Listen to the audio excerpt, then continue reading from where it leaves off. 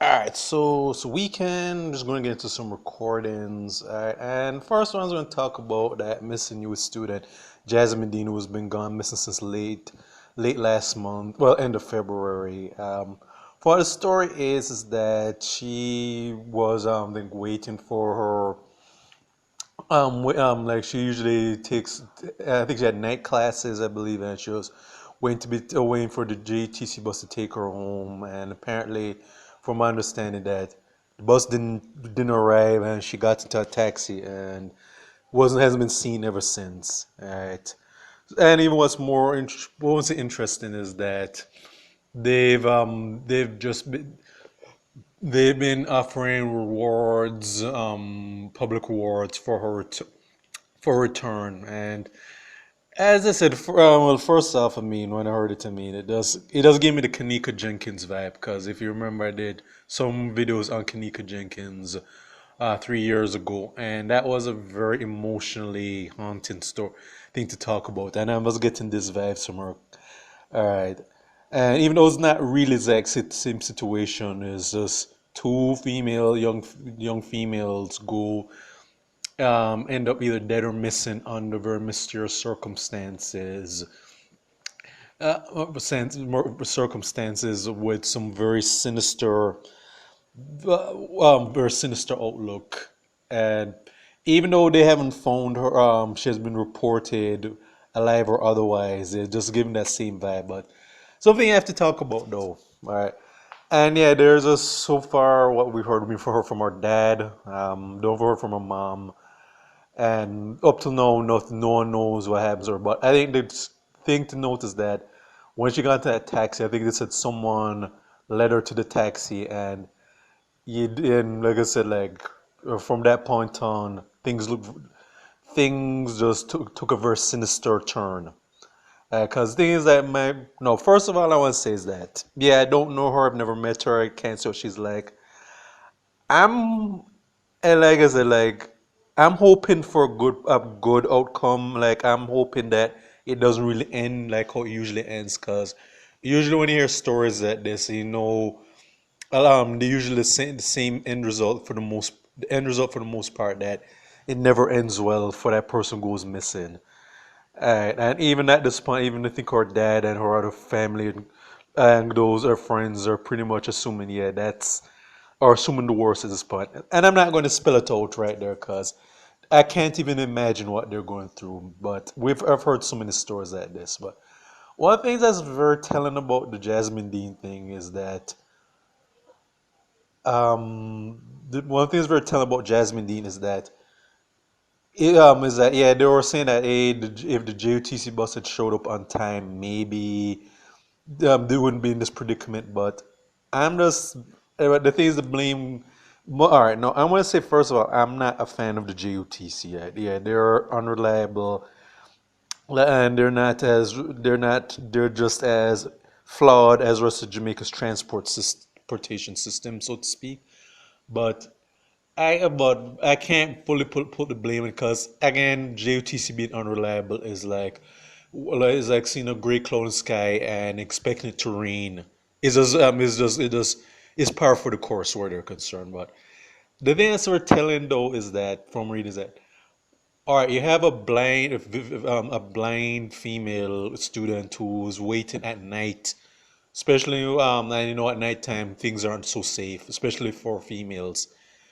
And presume that she's waiting alone because they didn't mention okay if anybody she knew was waiting with her. Because usually if someone who's visual impaired or handicapped, there's supposed to be on matter of principle. Someone is supposed to be watching out for that person. Someone's supposed to be right there with that individual, seeing that they get home safe. Or even if because the thing I was wondering, why is it that no other students or friends or whoever weren't with her at that bus stop? I think at the back gate. That's what I'm just wondering is that they know that she's blind and there's supposed to be someone she knows and trusts that's supposed to be there right there waiting with her to make sure she gets home safe. And yeah, some people are wondering why isn't her dad meet her at the at that bus stop, or why the dad, I don't know if he has a car or anything, but the dad should have been, why did the dad wait for her, wait to his daughter, or at least send it someone he knows and trusts to pick his daughter up? Yeah, because those are questions you have to ask though. Because, or better, why is it that one of her classmates or maybe one of the teachers who she didn't know her, they could said, okay, let me take if the bus is not wait, why don't I just drop you home? Being like, those are so many questions we're wondering. Like, there's it doesn't give you the impression she was there at that bus stop alone, or maybe she was with there some people she didn't know, and then that happened. Cause it does, and it does also goes to stand that whoever picked her up, cause I think it said someone led her to that taxi. Was it someone that she knew and trusted? I mean, if that's someone she knew and trusted, that person needs to be investigated. If anyone saw it, cause all right, cause it could have been a case where she could be someone she knew and she trusted, who led her to that taxi, and then that happened. Cause I'm willing to bet that whoever took her in that taxi, that's someone that's probably been observing her, or probably just been observing her for a while, and then okay, probably was making note of her, and then when the opportunity came up, they just grabbed it, took advantage of it. That's what it looks like. Cause I'm just wondering if this was random, or maybe someone or some people are watching her for a while and they're just waiting to pounce. Cause like it's just like a cat, like when it stalks a mouse or a bird, like it doesn't just go up right up there and just attack the bird, attack its prey. It does waits, creeps a little bit, waits for it open, and then strikes. That's the vibes I'm getting. That someone or some people are watching her for a while. All right, and all right. It could be the person who let the car was knew about her, encountered her, probably friended her up, and then probably gave her false insecurity, and then this happens. So that's what I'm looking at. And yeah, I'm not a detective. All right, I'm not Sherlock Holmes or Columbo or Kojak or whatever. But these are scenarios I'm thinking led up to that. Though it's like it's somebody or some people watching her, or it could have been just a random thing. I don't know. I wasn't there, but I just feel that random blame JOTC, mean as flawed and unreliable as they are, a lot of the blame has to go towards her friends or or classmates, or even her. Now, I don't want to bring her dad into. We don't know if the dad had a car. Maybe the dad couldn't make it. I don't know, but I just feel that somebody or some people should have been watching out for her at that moment. And yeah, it could be a case where maybe some people are offering to like watch her, to like wait with her, and she probably said, "Nah, I'm okay."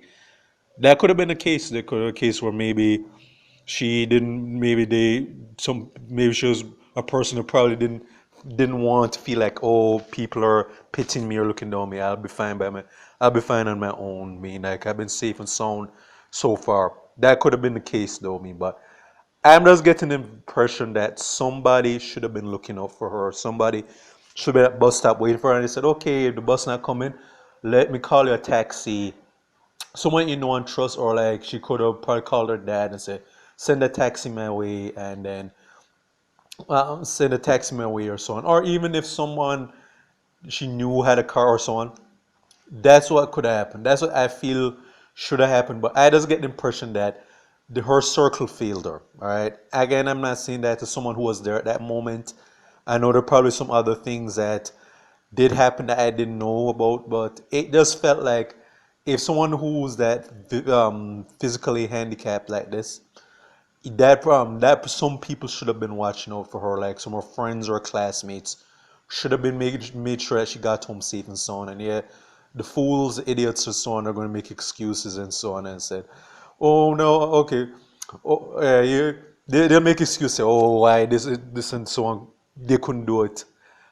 But the thing is, like I said, like there's just usually when someone who is physically handicapped or whatever, there's usually somebody watching out for that person or guiding that person, someone that they know and trust. And I just didn't get the impression that anybody was watching out for her best interest at that moment. And this is what happened. And yeah, I personally hope they find her alive and safe. No, thinking just like it's been 2 weeks.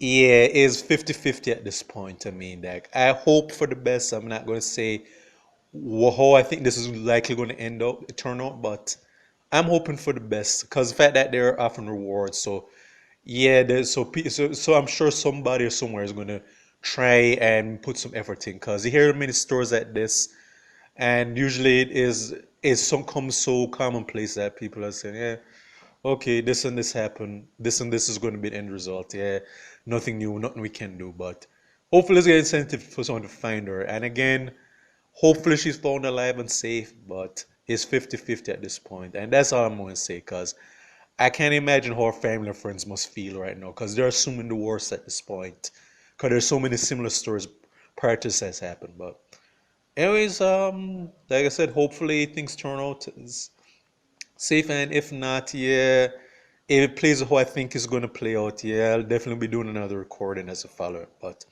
this is for State of Jamaica and the Caribbean. Check out my YouTube pages. Miles Goodson Fair and Miles Productions. Okay.